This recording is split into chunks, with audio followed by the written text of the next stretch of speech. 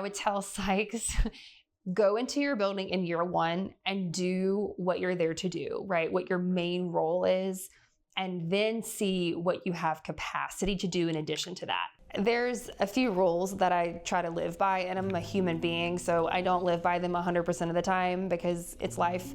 But at least 1 hour before bed, get off of technology. Even if you're only watching TV, at least get the screen away from your face. First thought might not be the most comprehensive one or the right one, and to kind of slow down and think about what other factors there could be and explore those too.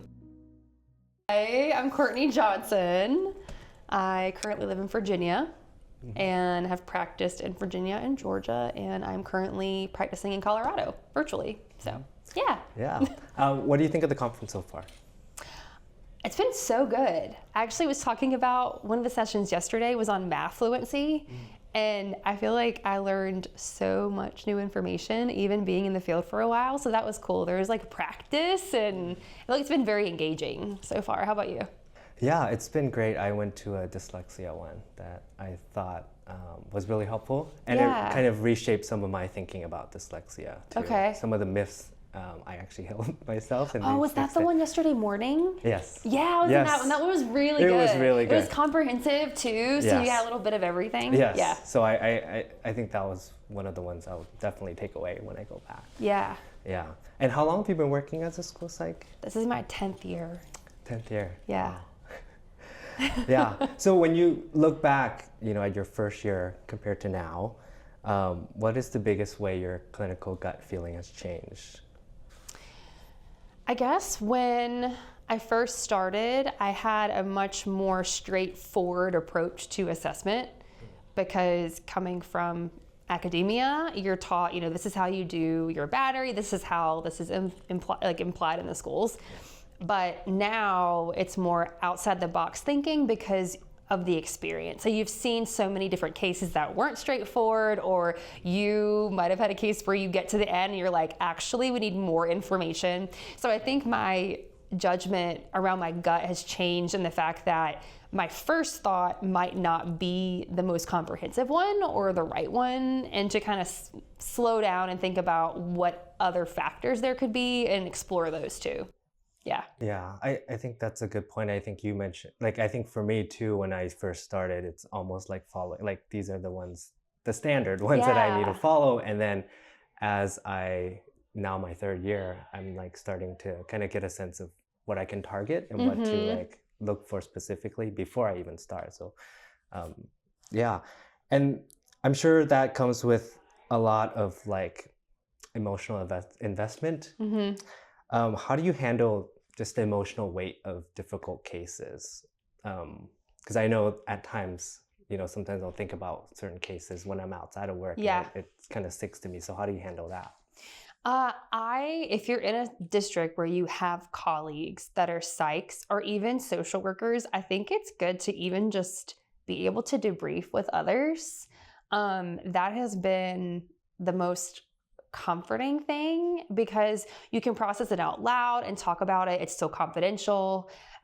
You're still working on these cases together, but it allows you to kind of breathe and let it go instead of kind of constantly think about it. So I'll give my time, this is my time to think about this, and then I have to move on from it. So not completely ignoring it, right? But also not being so immersed in getting super emotional about it at the end of the day too. Yeah, and I find that, I don't know if you do too, but I find that in those moments where your mind just kind of wanders, it comes up. So especially in the shower, for me, at times my cases would just come up and walking through all these things and about a specific child. So or where are they now? Or did that, I wonder how they're doing in middle school or, and if you're fortunate enough, you might know the psych that serves that kid, or you're able to say how is this kid doing, and they're able to get some reassurance that way too. Yeah. I just find that, we can't, I think it's hard to kind of completely ignore it because it's part of that is what so, we are. Yeah. Yeah.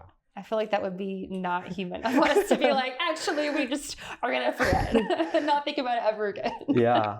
And so, carrying that can also carry a toll, right? Yeah. Carrying that with you. So when we spend so much of that time caring for others, how do you recharge when you're off work? Yeah. So wellness is really important to me. Exercise is probably number one, honestly. If I'm not exercising before work, I'm exercising after work. So making sure I move my body at least 30 minutes a day, even if it's going for a walk. Getting fresh air is a big one. Just getting outdoors in some way and getting off of technology for at least half an hour. I know that sounds wild, but we're like, we're always near it. So Yes. having some attachment there. And I actually teach group fitness now for fun. It's like my job hobby, I guess. So that's nice to get connected with others and to have enjoy time together, and some more community has made a big difference. Just having other humans to talk to and spend time with. Yeah. What are those like daily habits that supports energy, but also like maintaining your health? I know having fresh air and exercising is important too. Yeah. But are there other things that are important, like daily habits that are important? Yeah, make sure, I'm gonna look at the camera. Go to bed at a reasonable hour, please. If you do nothing else, just go to bed. Get all there's a few rules that I try to live by, and I'm a human being, so I don't live by them 100% of the time because it's life. But at least 1 hour before bed, get off of technology. Even if you're only watching TV, at least get the screen away from your face to improve your sleep quality. Sleep for at least 7 hours a night. If you could do one thing, do that, and drink water, like simple things. Hydrate your body, hydrate your cells. It's so important. And just make sure that you're eating real food throughout the day, making sure you're having things that come from the ground and that aren't processed and sugary. And I think a lot of the times the lack of energy is because we're not fueling ourselves. So I think about the most simple level. We talk about kids' basic needs. What are our basic needs? We need to make sure that we're hydrating, we're taking care of ourselves as far as our food, and that we're resting.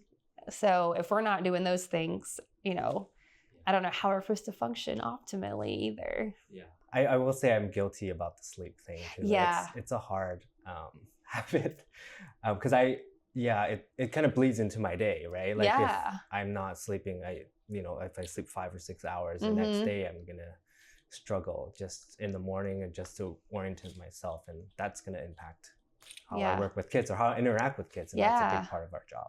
So. It's a huge piece of everything. So just go to bed. That's all I have. Go to bed, please.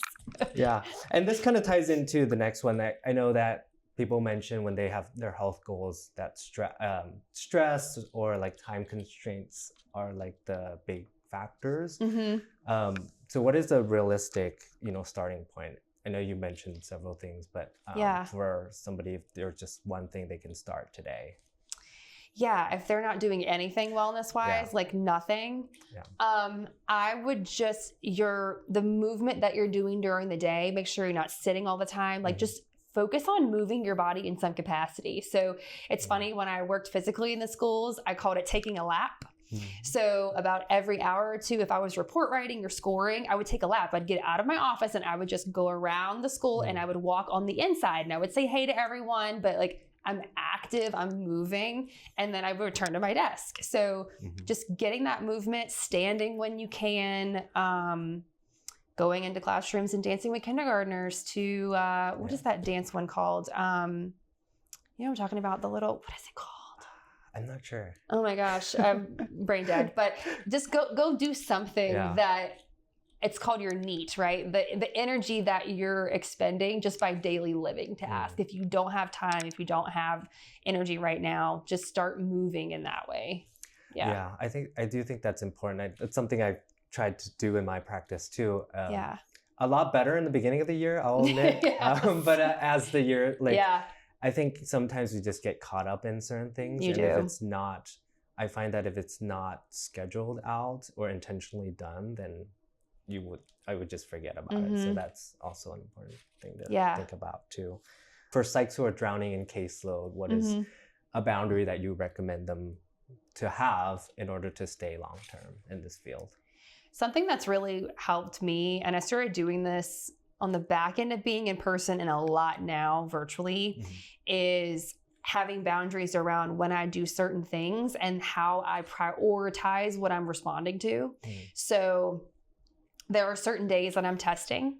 There are certain days that I'm report writing, and that's communicated with the people that I'm serving, right? So if Fridays are huge paperwork days for me, they know Courtney's doing paperwork today. If I want to schedule a consult with her, it needs to be on a Monday. Or if I want to schedule an eligibility with her, we have them on this day of the week at this time. So I think being more organized in when things occur will allow you to be more efficient, because you're not going to get pulled away unless it's a crisis or something, right? But people know this is when she's in my school, this is when she's serving us, and they can respect your boundary of, not calling you on a random day and saying, I need you here now, blah, blah, blah, that kind of thing. Yeah. I think this is a important thing for a lot of people. I think especially early, once you enter the career, you want to look good and you want to help in all the ways that are possible and the right intentions. But I think that can lead to really quick burnout. Yeah. And I think as a new psych, you're so excited, which is a great thing. You want to be excited. But I would tell psychs, go into your building in year one and do what you're there to do, right? What your main role is, and then see what you have capacity to do in addition to that. So instead of going into year one and being like, oh my gosh, I'm going to run all these groups and I'm going to do all these things, like get your feet underneath you first, and then be like, okay, I have capacity to add this on. Cause I know I was like, oh, I'm going to be an RTI. And then by spring I was like, I'm drowning. I'm drowning right now. So that's a good way to kind of set a boundary too. If you're going to a new district or you're a new psych, is really feel it out and see what you're going to be doing on a normal basis before taking anything else on. Yeah. I think that's really good. Practical advice. Yeah. It's a lesson learned there. Is there something that you wish schools understood about just student stress in general? I wish they understood the need for addressing and supporting their well-being before accessing academics, because a lot of our kids are struggling with academics. And if we would go to the source of helping them navigate any type of environmental stressor or medical stressor, depending on what it is, they would actually learn better and perform better than us just trying to hammer them with academic intervention. I think that if we address the mental health first, then we can see kids succeed more, but we're in this state of reactivity, which I get, right? We want test scores to be good. We want to have accreditation. So it's hard to navigate getting that point across. And a lot of people do understand it, but it's not prioritized for implementing. So I wish there was more of knowledge of, hey, actually you could spend less time doing this intervention in academics if you addressed this stressor first, or set this kid up for success in the beginning when they step into the school building, kind of thing. Yeah, just a follow-up. Do you think that it's like there isn't sort of a framework or something that schools can use, or is it more so people are not as willing to do those things?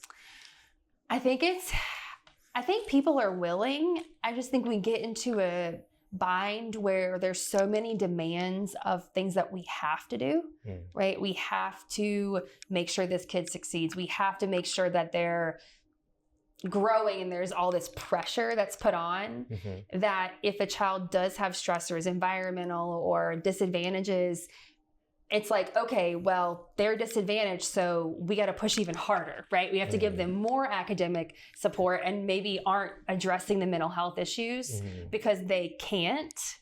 They don't have the resources, or they just aren't even really sure what that would even look like. Because I know I've worked in some districts where we had social workers or we had counselors and mental health support, and then I've worked in others where I was all of it.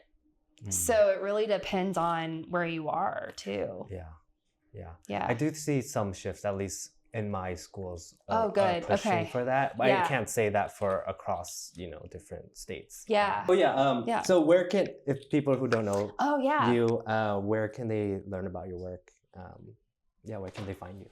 Yeah. So I am a lot of places. I'm on Instagram. It's at Court Johnson, like my name.